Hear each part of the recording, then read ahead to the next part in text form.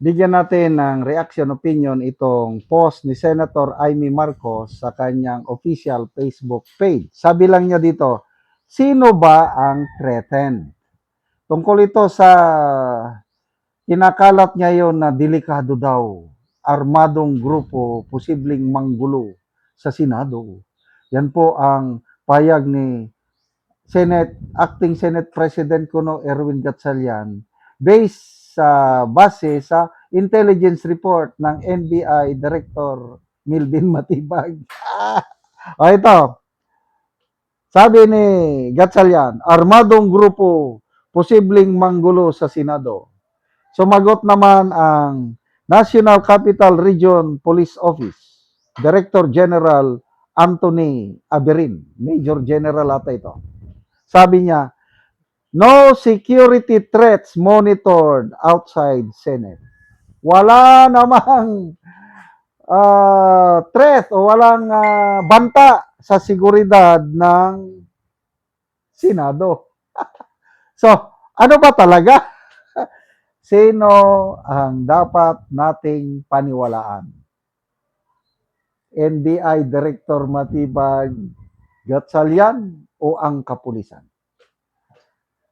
Ang Senado nasa area of responsibility ng National Capital Region Police Office, NCRPO.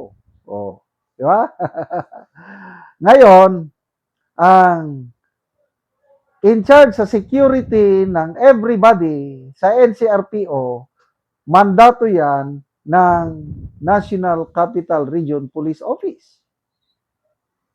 Ang NBI, wala siyang sa security. Investigation kung may mga krimen dyan, investigahan. Ayan, may fugitive, habulin, si Bato. Yan, mandato nila yan, habulin si Bato. Kailang pag-secure, pag-determine ng seguridad ng government offices, including the Senate, trabaho yan ng PNP. Kaya ako, dapat nating paniwalaan ang AFP, PNP, trabaho nila yan. Una muna ang PNP. Pag hindi kaya, tutulong ang AFP. Pagdating sa security threat, dapat yan manggagaling sa AFP, PNP, validated by the National Intelligence Coordinating Agency. Yan, meron tayong NICA. Under yan sa Office of the President, ang NICA. Ang mga members niya, nandyan yan.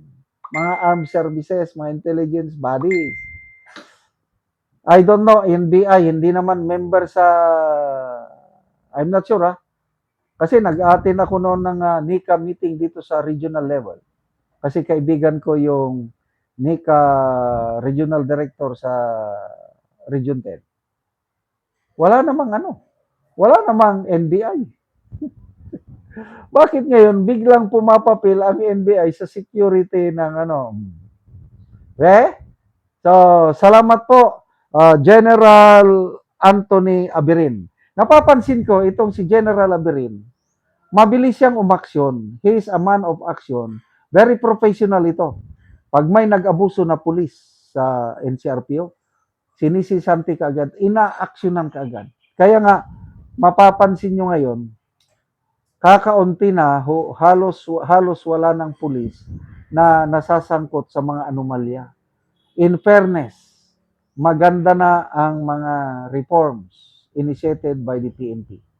Hindi na katulad ng dati. Kaya saludo ako sa Philippine National Police and of course AFP. Gumaganda na ang imahe ng AFP-PNP ngayon thanks to good leadership. So, believe ako, itong PNP chief natin, si General Nartates, napaka-simple lang yan magsalita. Hindi siya mayabang. More on action si Nartates. Kaya, So, balik tayo. Ano ba talaga? Basa tayo. Reaction. 2,200 ang nag-react. 1,400 tumatawa. Sino bang tinatawanan? Si Gatchalian o ang PNP? I believe si Gatchalian ang tinatawanan. Gatchalian matibag.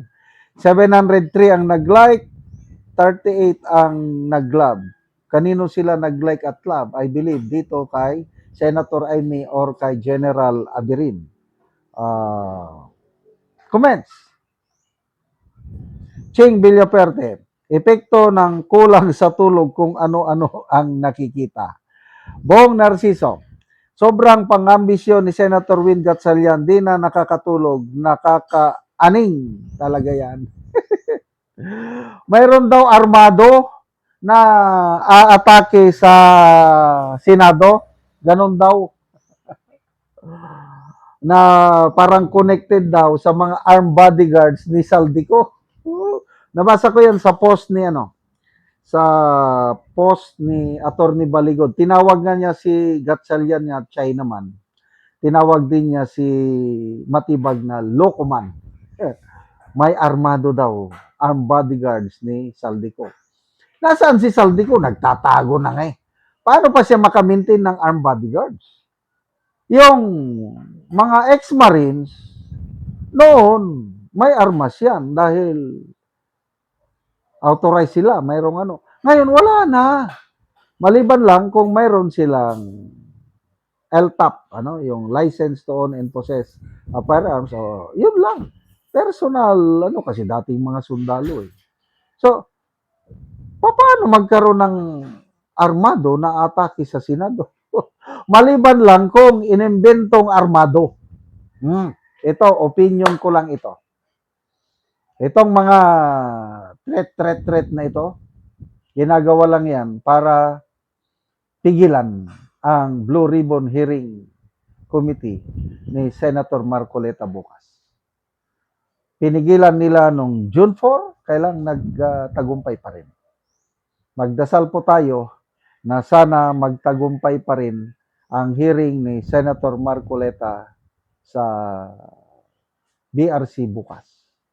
Kung nagkatulakan nung Lunes, no June 4, tama, nagkatulakan. June 4 is Huwebes. Nung nagkatulakan at nanalo si Senator Padilla sa tulakan versus Rimulya, na kaya, hindi na siguro tulakan, barikadahan. So, let's pray. God is with us. Matuloy ang BRC hearing bukas. Salamat mga kaibigan sa inyong pagsubaybay sa channel na ito. Nakakatulong kayo ng malaki sa tribong Talanding ng Bukidnon at namimigay tayo ng libreng yero at pako at nakakatulong kayo sa tribong ito. Panoorin nyo ang video. Una ni ang mga yero nga ipanghatag sa mga tao. So, yan lang gibutang. So, kay ulan man, ugma ni ibahin-bahin sa mga tao nga nagpatindog og balay. So, lansang, pako, plinsen, yero, kompleto gyud ang ipanghatag sa mga tao nga nagkalisod. So, bahala gyud nagaulan, tabang gyud sila.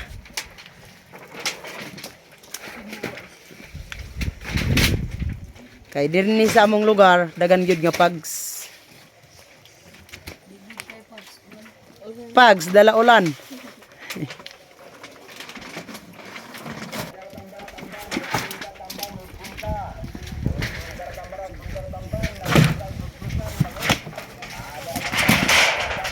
$390 kayero.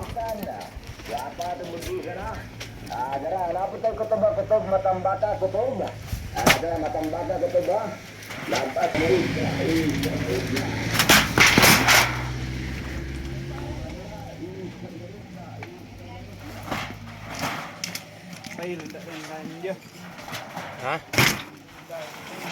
Pang tabang sa mga tao.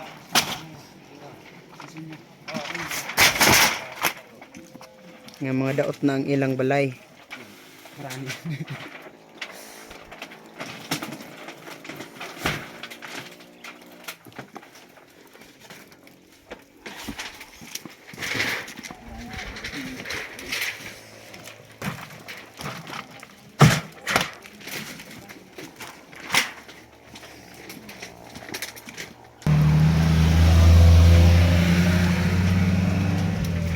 Karon salamat kayo sa Ginoo ug sa nagsuporta sa pagtabang sa iro labi na sa mga tao nga nagkalisod. So makabalay na gyud sila tungod sa tabang. Tinaot nga magpadayon ang inyong tabang sa mga tao nga nagkalisod.